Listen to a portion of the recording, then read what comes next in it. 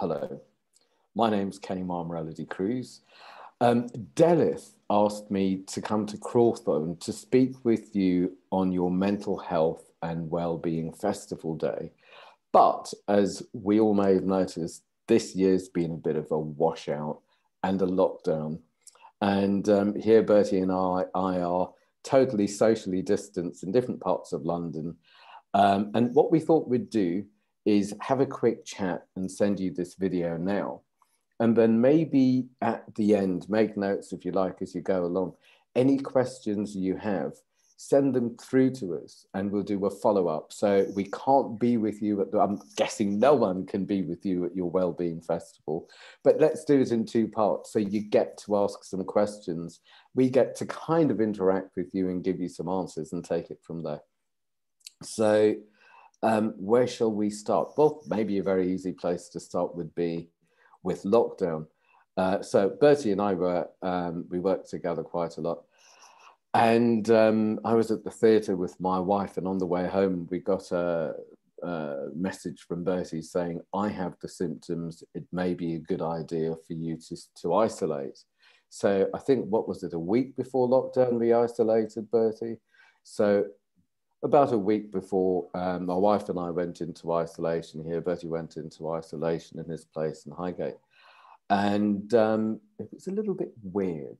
And what was weird for me in particular was I found myself looking out of the window and expecting to see the military on the corners. I found myself listening for gunfire. And I just thought, well, that's hardly London.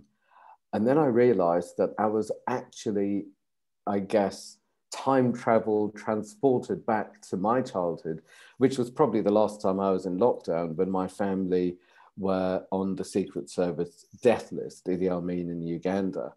And there was curfew and there was military on the streets and our phones were tapped and we were followed and we had death threats and there was lots of gunfire and things like that. So I kind of realized, luckily, what was going on.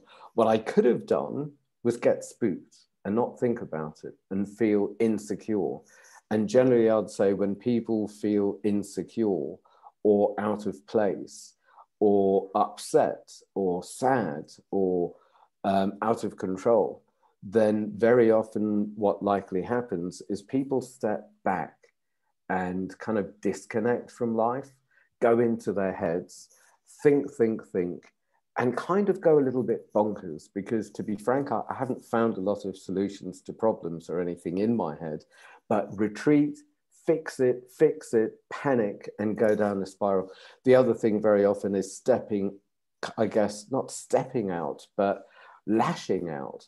And this could be with a short temper, aggression, passive aggression, just strange behavior where I have a feeling it's uncomfortable, I feel uncomfortable, and that's what I'm going to pass on. So about a week after lockdown and me realizing that I'd been triggered, I started holding weekday lunchtime check-in groups. And the object of the exercise was for us who know each other and total strangers to have a place to check in and say, this is how I feel. This is what's going on. This is my difficulty. This is what's making me angry or sad or confused or lonely or depressed or thinking. And this is the tragic thing about men's groups, and I've been holding them for 20 years now, thinking, what's wrong with me? And how do I do me right? And I wanted that space because I got triggered. I made peace with it. And I thought there are a lot of men going to get triggered here. There are a lot of, Bertie works with boys, men under 18, when mine are 18 plus. There are a lot of people going to be triggered, and better to name it and speak it out and diffuse it and be self-aware than lash out on others, lash in on self, and not have a great ride of the whole thing. So Bertie, do you fancy talking about when you showed up to MenSpeak and where you were and what you were looking for, and the young men's groups that you run now? Yeah, so I suppose, just a bit about me. I'm 27, and yeah, I run, at the moment I'm just running young men's groups for 18 to 35-year-olds. And yeah, so I first came to the men's groups about 4 years ago, I think. I was kind of looking for friends, and I was new to London, and I was looking for some relief from like mental health issues I was going through at the time, like depression and anxiety. And yeah, go on. I already have a quick question, because you said 18, and I wonder if a lot of people at Wellington are under 18, and whether, I mean, I know that you've held groups in schools and for younger people as well, so I didn't want people to feel excluded before we've even started. And this is specifically for men, but we hold women's groups and mixed groups as well. But just to make sure that you can include the people at Wellington, and it's, you don't need to be over 18. Well, I'm not running any under 18 groups at the moment, but if Wellington does want to have a group, then I would be more than happy to help set it up. I have done a few boys groups before, and they were incredible. So they were about, I think they were aged like 15, 16, between those sorts of ages. But yeah, it's Wellington would have to ask for that. So where was I? Yeah, so I came to the men's groups, and at first I was kind of like, yeah, it's okay.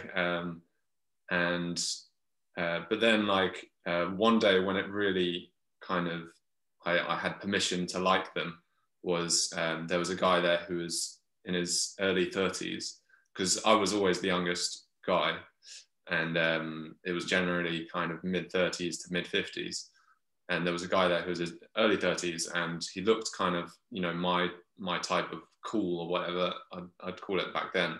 And he was wearing kind of skater clothes, and he was a drummer and stuff like this. And I was like, oh, this guy's kind of cool. And he was saying that, how important the men's groups were for him, and how much he loves them and wants to keep coming.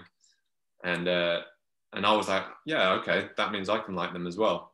And from then on, I really started to kind of take to them, and I became very much regular, and I've met my closest friends through the men's groups, and my life has completely like turned around, from kind of depressed and purposeless to lots of really brilliant friends, and career that I love, work that I love, and like I feel much more healthier, and just in every way, really.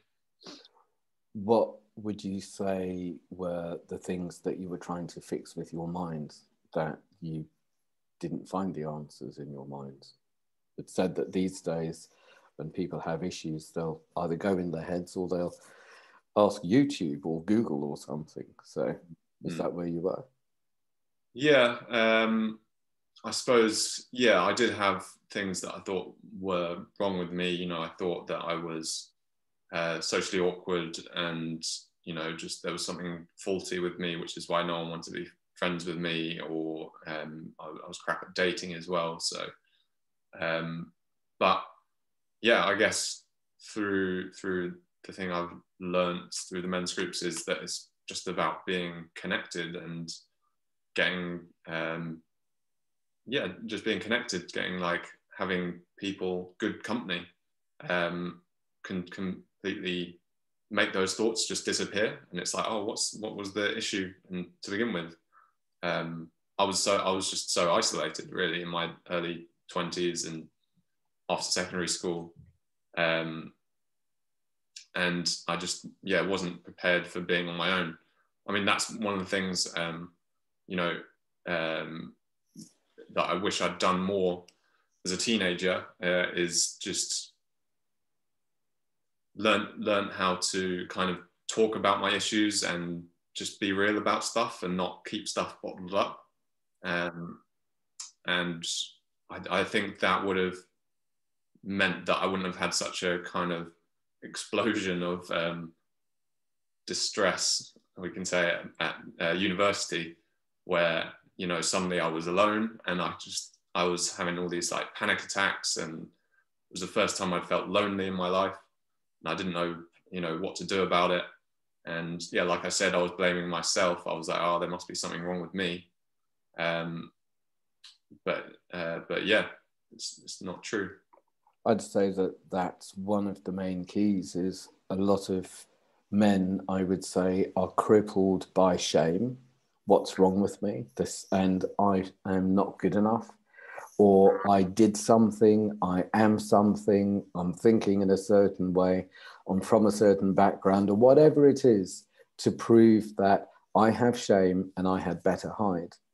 And the other one is blame. It's, well, it's not my fault. It's because of this with my family, or this with my background, or this tragedy, or this thing with society. And when everything and everything has until these things have changed, then they're to blame and I'm stuck. And shaming and blaming can really get people stuck, where what we generally practice with the men's groups is we name what's going on. I feel like this, or I'm confused about this, or this is my current situation, and I'm flummoxed if I know what to do with it. So it's spoken out. And once it's out, thank God, rather than people going, oh, how ghastly, I'm running away, and I'm how rude to even bring it up, or running towards and saying, right, you need to do this and this and this to fix it and make it better. And then people, you know, that's just crowding. We find that the most valuable thing that we do is, firstly, we name what's going on, and then we hear in the room or on the screen or wherever you are about other people's experiences, not what to do or what not to do or what's right or wrong. That's just judgment, and it's from the head. It's learning from other people's experiences. And I find the most valuable lessons are not so much how people have succeeded, but I like to know about how people have failed, because then I'm not going to follow that track and fail because someone else has told me not to go that way. How better then to learn from each other. And for me, this has absolutely nothing to do with your age, and everything to do with your stage in life, or the issue in hand, the situation in hand. And that's why it seems to work across the generations. And interestingly, and Bertie said, when I went to uni, it was the first time I was alone. A lot of men can say, well, it was easy. School was provided, friends were provided, uni friends were kind of provided too. And then we all went into banking or law or whatever it was that we went into. And that was provided. And we were, you know, and it's almost like the conveyor belt where things are provided. And very, very often, especially with males, suddenly they realize that they're pretty much alone. Who am I? Who's around me? Who knows me? Who cares about me? Who can I tell my thoughts and feelings to? And suddenly, what I find very often is with work and the career ladder or popularity, whatever it is people do, families, traveling and moving house, people forget to stay in touch with themselves and with other people, and then adrift. And sadly, so many men tell me, well, the only men I get to hang with are the people at work. And obviously they have to be kind of professional boundaries, and my children's friends' parents, who I don't really like, but it's convenient and it works. That's tragic. So for us, it's about naming it rather than shaming it or blaming it.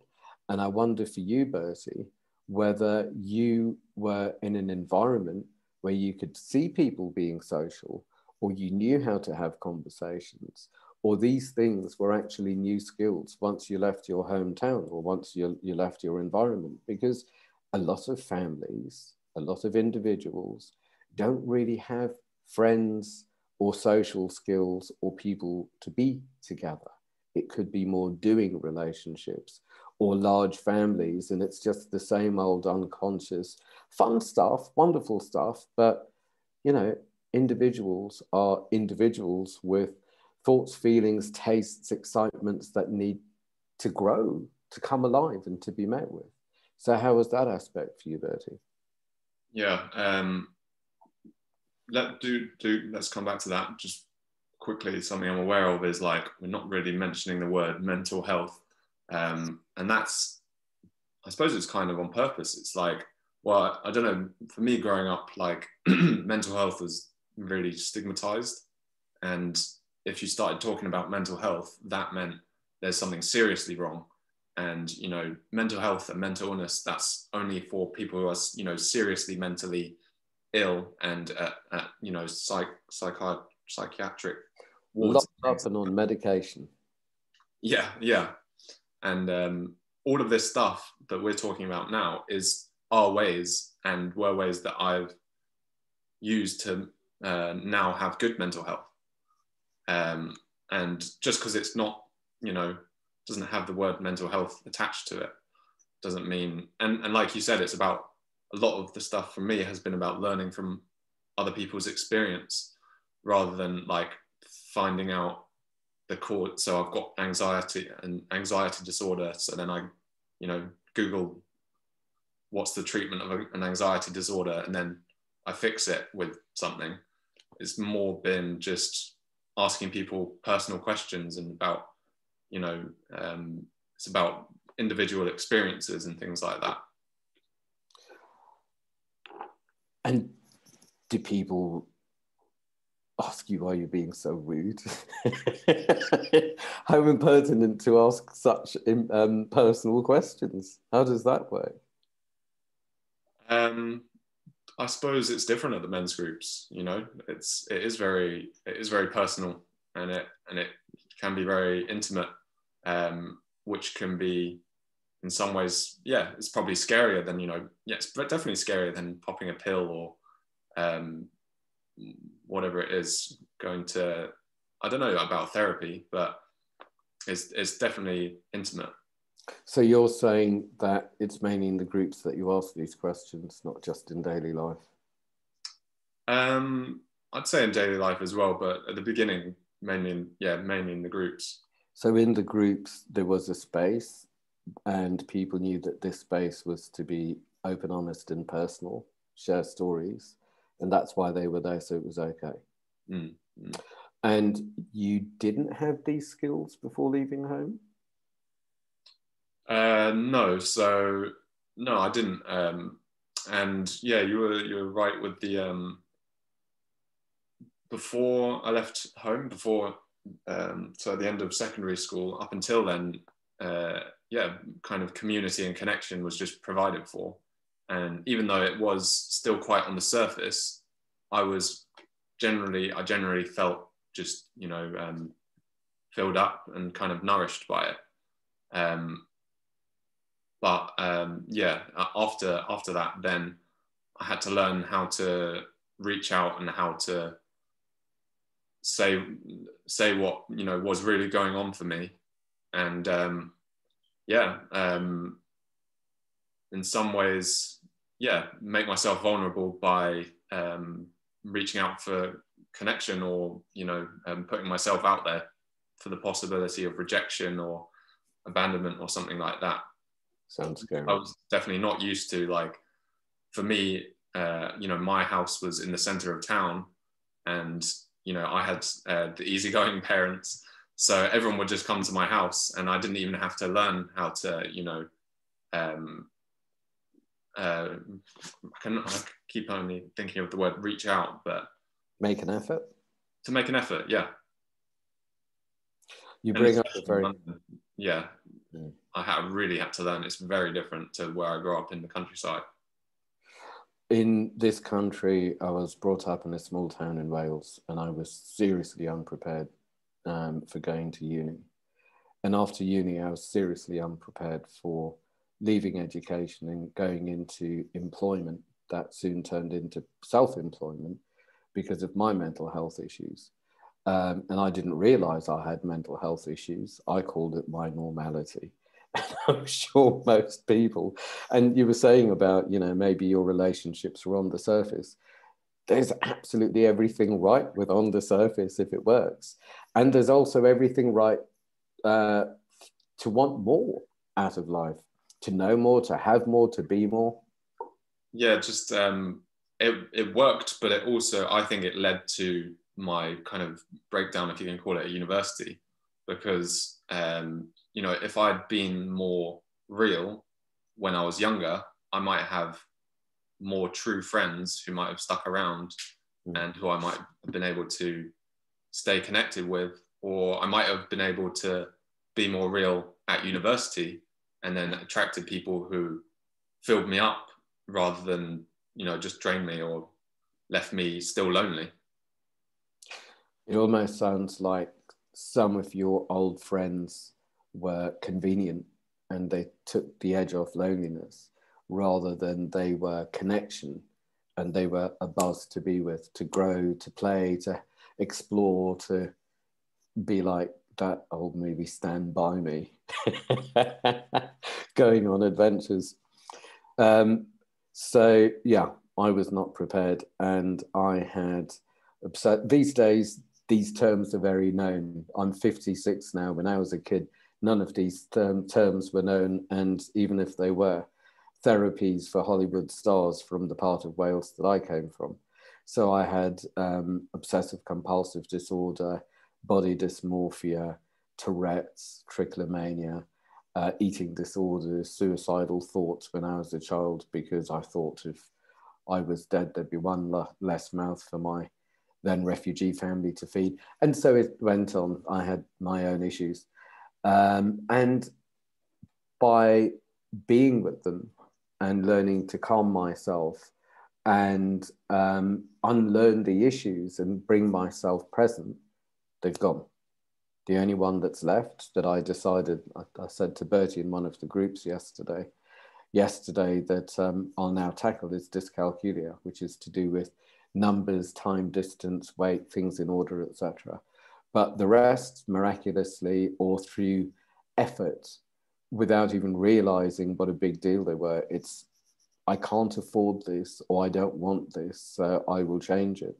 So I would say my mental health issues came from emotional issues. So I would say from whatever went on emotionally, and, you know, with my family, nice Catholic family, we had our family issues. Like every family has family issues, which isn't a bad thing. It's called being in relationship together in whatever circumstances. Beyond that, we had all the, you know, death threats and refugee camps, etc., etc. So emotionally, and my father was, before we left, basically said to me, you may never see me again. You're now the head of the family and you need to take care of your mother and brother. So heavy load at the age of 7. Of course, I'd get issues. And sometimes it could quite simply be that someone in the family had an accident, and that's enough for people to have huge issues. It's not about the size of the drama. It's about the relationship to whatever can be seen as a trauma. And it doesn't matter. It could be being excluded in the playground is enough to keep people busy in therapy for years. So my emotional issues went into my head. And I guess that's where they became mental health issues.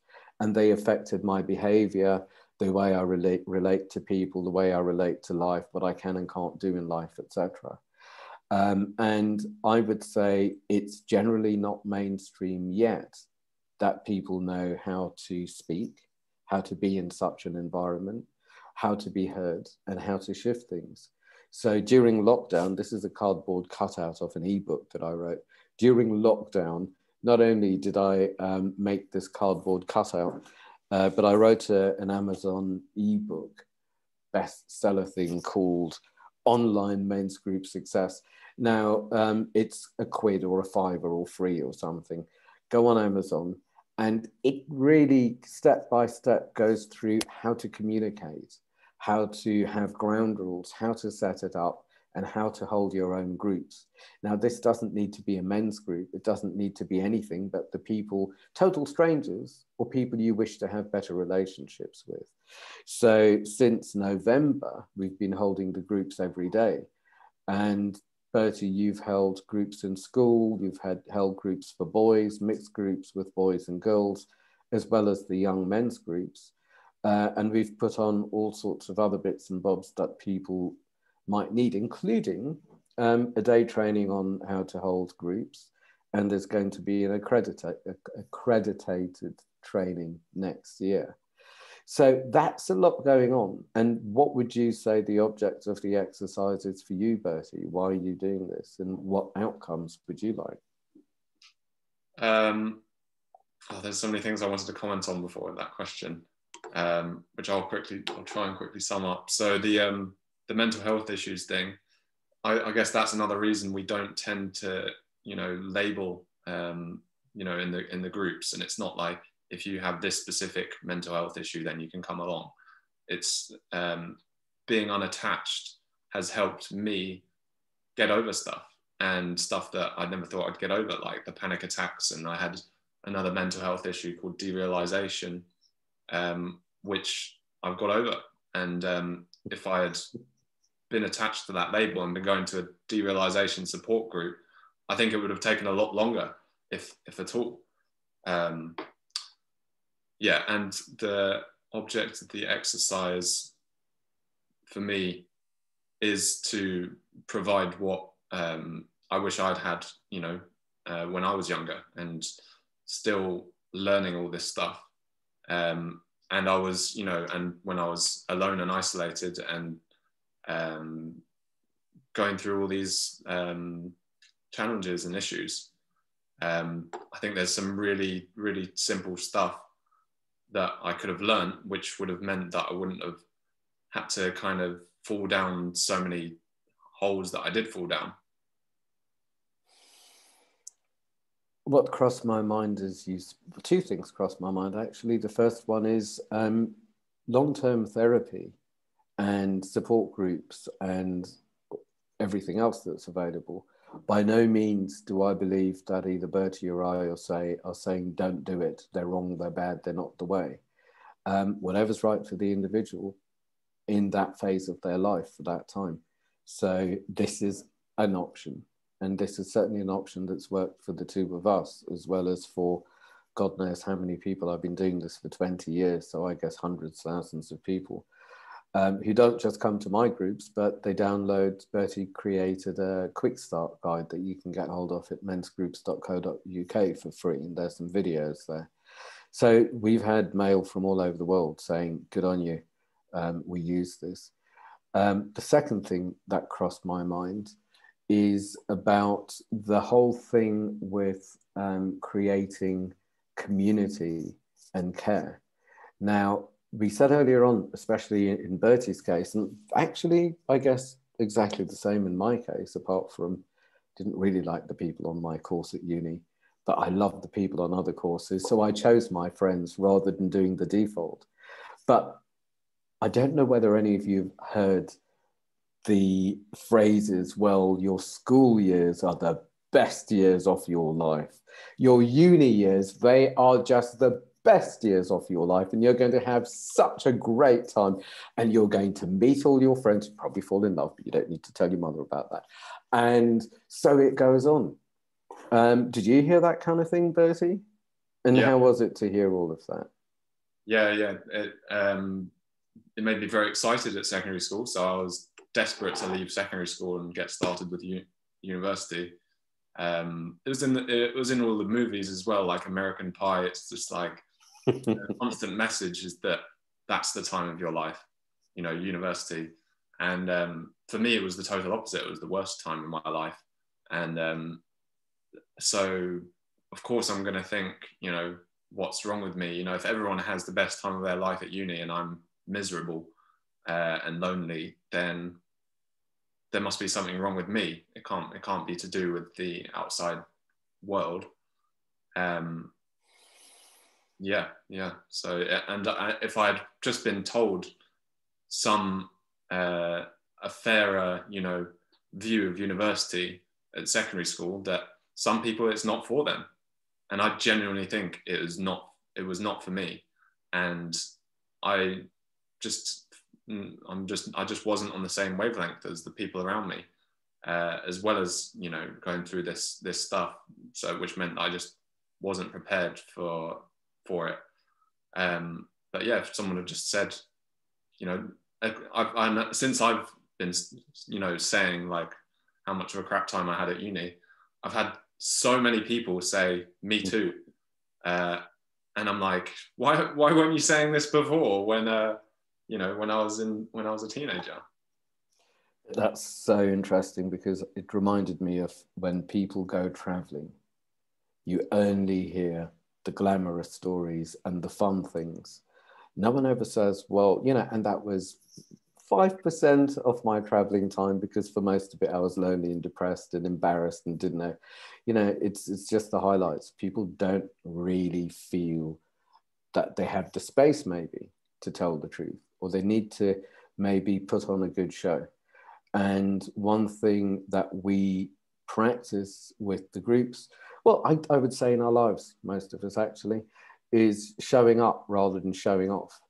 And showing up is, this is who I am right now. This is what I feel. This is what's going on. This is what I think. And it's just very simple information. It's showing up and telling the truth.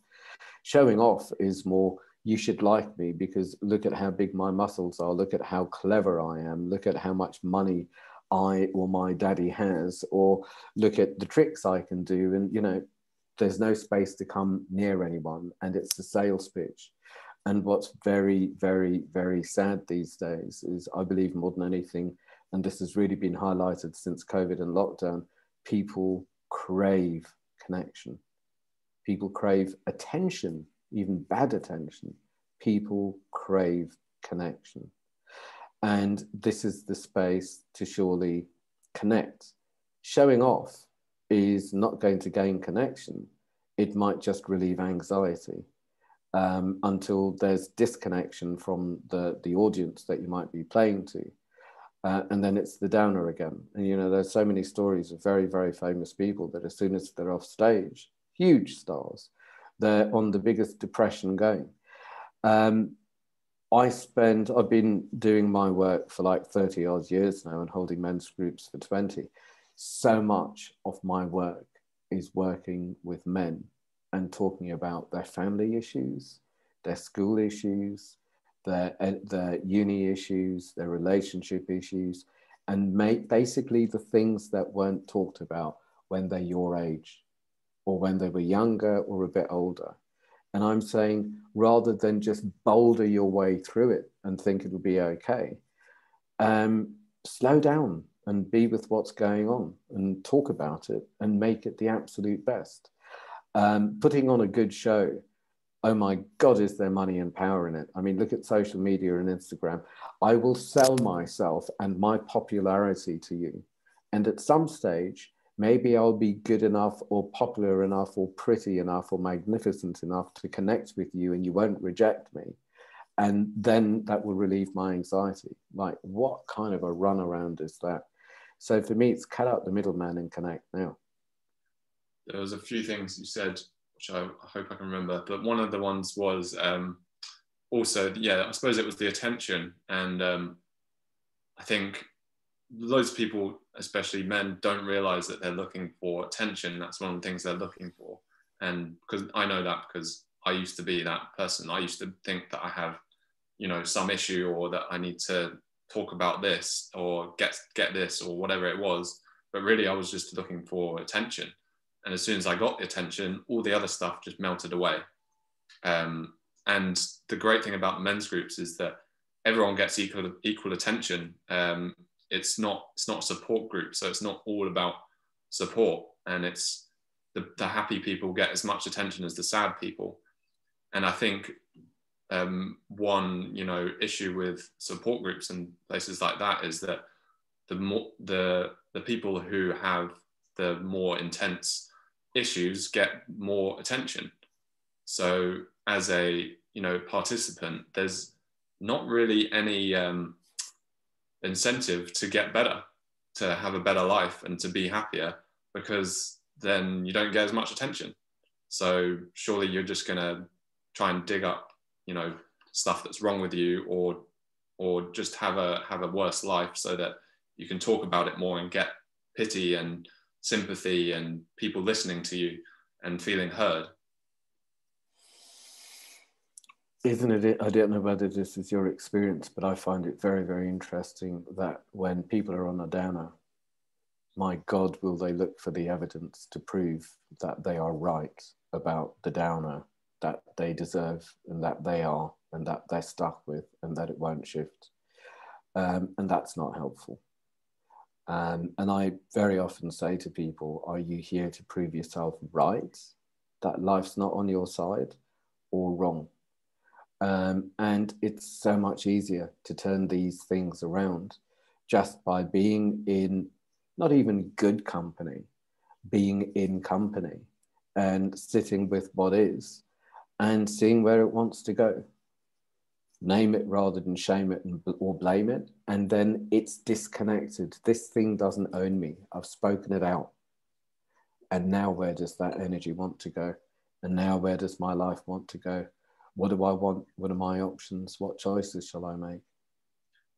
I'm aware also we haven't really mentioned, the male side of this. So like why men's mental health is such a big issue and focus. And I think for me, it's just kind of reflected in the suicide statistics that, I think it's 75% of suicides are male. And there's, much, and there's just an unbelievable amount of them happening. It's like 1 every minute, I think, around the world. Is that right? Yeah. One man every minute takes his own life. And just because we don't talk about it doesn't mean that it's not, happening. And it's not, I don't know about you, Kenny, but I think about it often. And this and my work is about eventually bringing down that number. And I think I believe that like the best way to do that is early prevention. And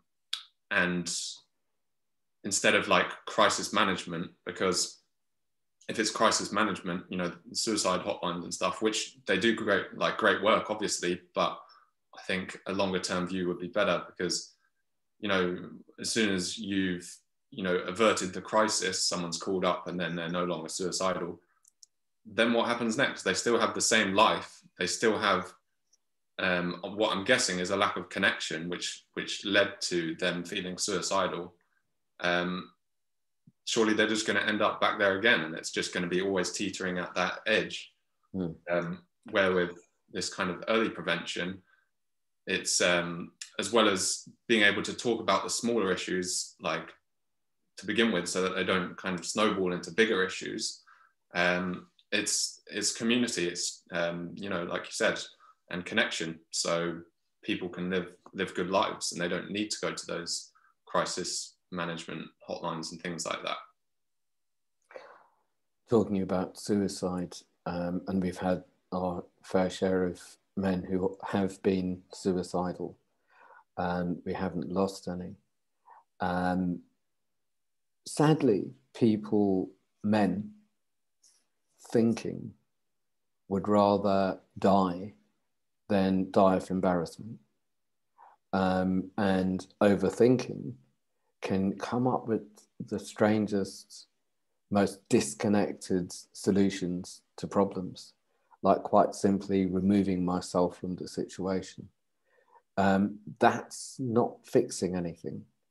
That's maybe a form of control, because not everyone or everything can be fixed or managed or controlled. So my only option to control is to leave.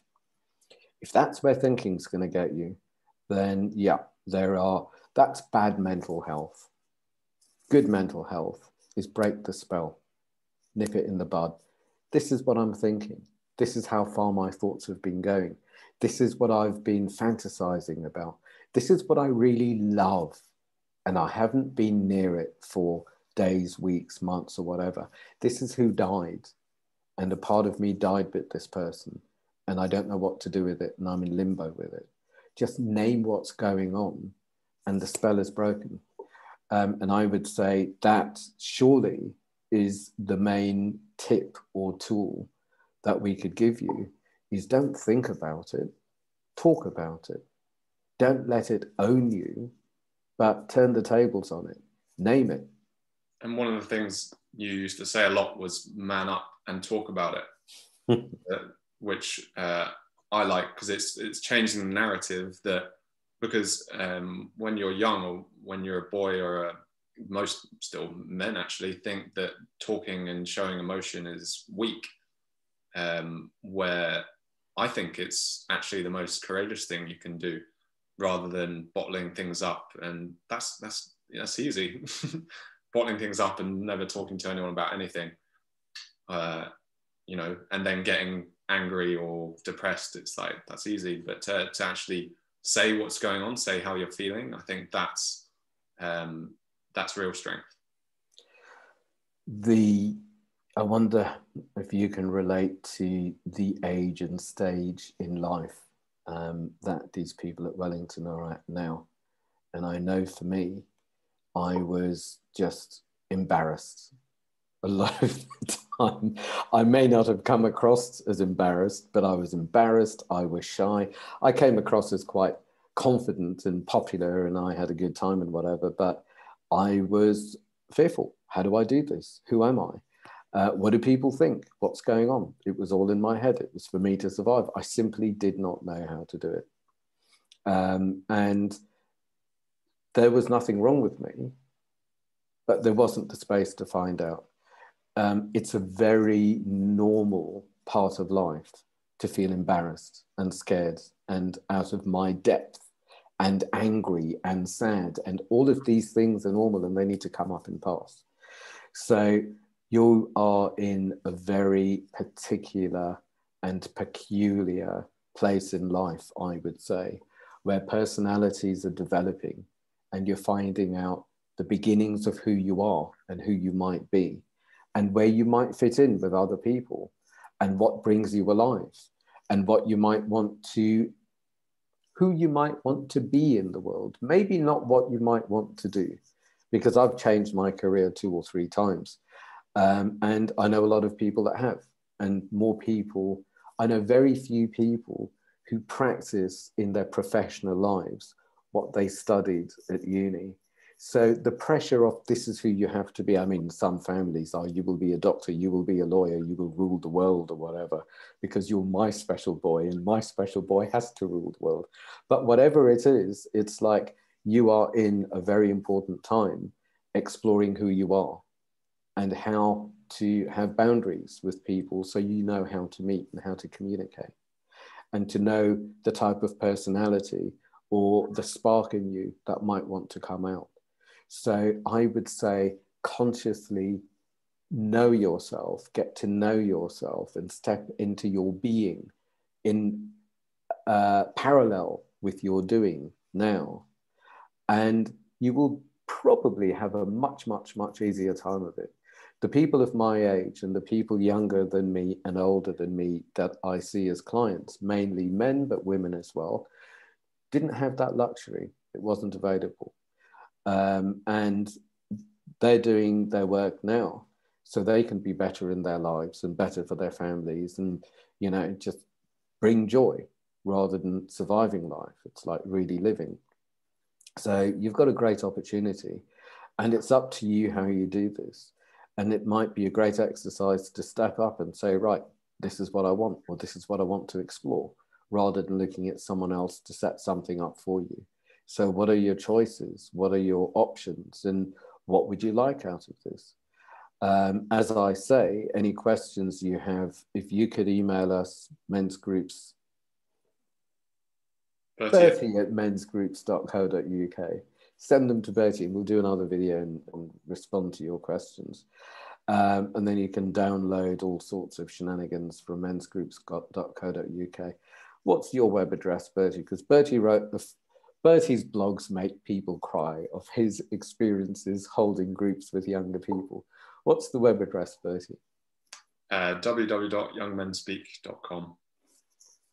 Anything more that you'd like to say, or is there anything that we've forgotten in all our gushings? No, just one quick thing in a nutshell would be on that last point is, be aware of who drains you and who energizes you, and be aware of, like, do you like who you are when you're around the people you're around? for me, I really tried to be in with the cool kids, and I was in with the cool kids. But looking back, it was kind of, I wasn't myself around them. I was constantly thinking, all right, how can I get this person to like me and think I'm cool? And it wasn't just relaxed and easy. And the cool kids now, like, it's pretty tragic how they end up. And it's so, just be aware of the charms of being the popular cool kid. Do you know, I think to round things up for me, another very, I make up these tips and tricks like I made up the men's groups, a trick that I use. So in the beginning, I said I was spooked. I was having, I guess, flashbacks in a very gentle way, expecting the military, expecting to hear gunfire. And my body was secreting adrenaline. I was discreetly on the edge without letting anything untoward leak out. And what I did was I took a breath and I followed the breath and I followed the feeling back, and it took me exactly to where that was. Now, I wonder, with some of your tutors at Wellington, some of your friends, people that cross your path, if, as Bertie says, you feel drained, or you feel overwhelmed, or you feel bullied, or you feel like they're giving their power to you, or whatever it is that's going on, rather than working it out with your head, or, you know, taking it as a positive or a negative sign, maybe do the same thing. Because I can look back and see that I had a best friend who was a bad boy, who would do all the adolescent dangerous nonsense that I didn't really want to do, but it was in me. So he did adolescence for me. I had a best friend who was like my mother, or I had a best friend who was like someone that betrayed me in primary school, or whatever it was. So it's like, what's going on here? Rather than, this is familiar, I know how to survive this. It's like, feel into it and feel what's going on. And I feel when things come up in my life, they are always gifts. They're not things to survive anymore. They're gifts. And the gift is like, here's something to know. Here's a part of you. Here's something from the past. Like, what's going on here? And when you know this, when you get the clue of this person or situation in front of you and what's triggered from the past, then you've got an opportunity to include it or make peace with it, rather than push it away or hide it. And when I've done that, there's so much more of me that's at peace, that's available to life, and that enables me to live happily ever now. Another cheap line from Kenny Mammarella-D'Cruz. Have we missed anything out, Bertie? I'm sure there was loads more, but we should end it there. This is a good part one, I feel. So as we say, very happy to answer questions. I really, really hope that this helped with your mental health and well-being festival. Good on you putting it on and taking care of yourselves like this. And have a good term next year. Hope 2021 unlocks things, including us.